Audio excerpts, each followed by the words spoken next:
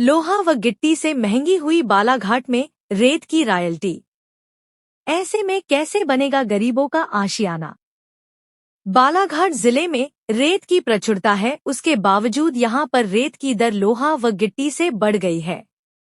आपको बता दें कि रेत रॉयल्टी की दर 3,000 रुपए है। ऐसे में घर पहुंचाकर 5,500 रुपए प्रति ट्राली मिल रही है। रेत के कारोबारियों द्वारा रेत रॉयल्टी बढ़ाए जाने के चलते इसका असर तमाम कार्यों पर दिखने लगा है।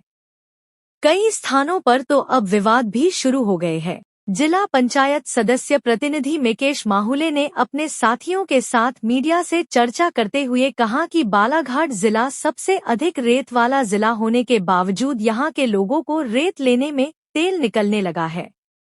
रेत बेचने वाले ठेकेदारों ने रेत की रॉयल्टी मनमानी बढ़ा दी है। पूर्व में ली जा रही रॉयल्टी से कई गुना अधिक यह दर हो गई है। रेत अधिक होने के बावजूद इस तरह से यहां पर अधिक दर में रेत की उपलब्धता के कारण ग्राम पंचायतों के कार्य हो या फिर स्थानीय स्तर पर मकान बनाने का सपना देखने वाले लोगों का सपना प्रभावित हो रहा है। अपने जिले में ही रेत की दर इतनी महंगी होने के बावजूद जनप्रतिनिधियों की खामोशी समझ से परे है। उन्होंने कहा कि रेत की रॉयल्टी की दर कम होना चाहिए, चूंकि शासन को 128 रुपए प्रति क्यूबिक रॉयल्टी राजस्व के रूप में देनी होती है।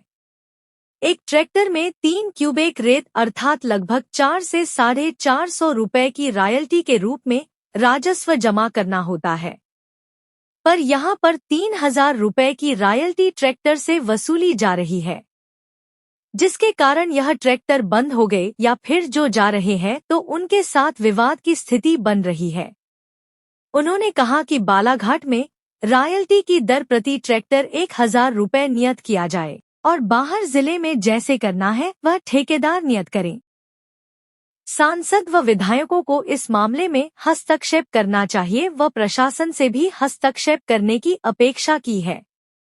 आपको बता दें कि रेत की रॉयल्टी व निकासी को लेकर ग्राम पंचायत रेंगाटोला के छिंदीटोला में रेत ठेकेदार के लड़कों के साथ विवाद हो गया, जो मारपीट में परिवर्तित हो गया।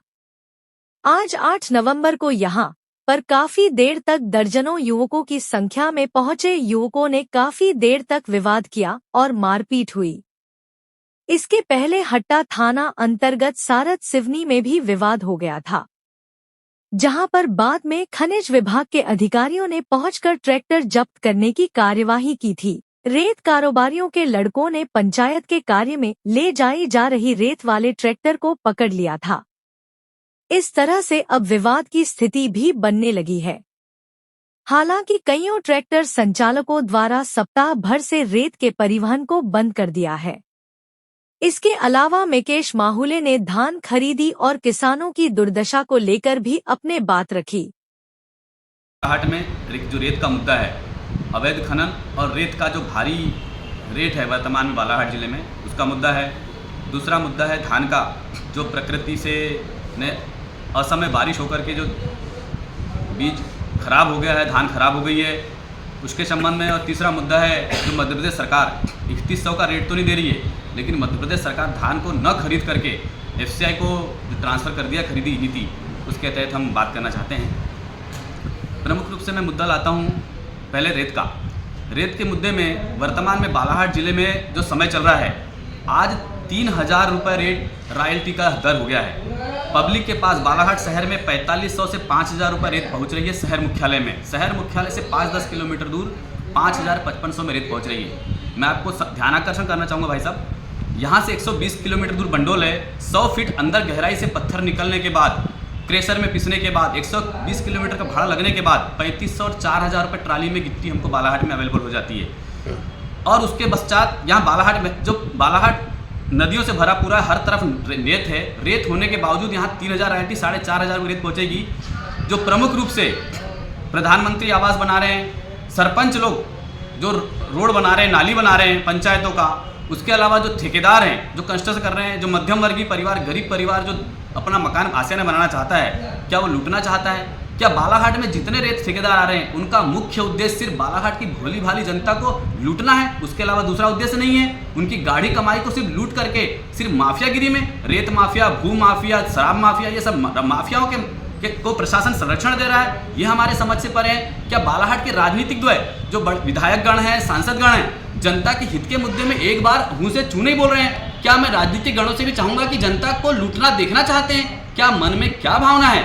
जो जल संरक्षण की बात करती है भाजपा सरकार, जो प्रशासन जल संरक्षण की बात करता है, आपने पिछले 2-3 वर्षों में देखा होगा बालाघाट में गर्मी के 3 माह भारी बारिश में पानी का किल्लत रहती है। वो उसका मुख्य कारण सिर्फ और सिर्फ नदियों को छलनी करना है। और अवैध खनन की बात करूं तो अवैध खनन कोई ट्रैक्टर वाला नहीं करता भाई साहब। अवैध खनन केवल मात्र जिसको रेत का ठेका मिला है, बालाघाट जिले में मिलता है, वही अवैध खनन कराता है, वही टोकन देता है, वही जो उसको पैसे नहीं दे पाता उसको अवैध खनन पकड़ा देता है। तो अवैध खनन करता कोई दूसरा नहीं है, सिर्फ और सिर्फ ठेकेदार है।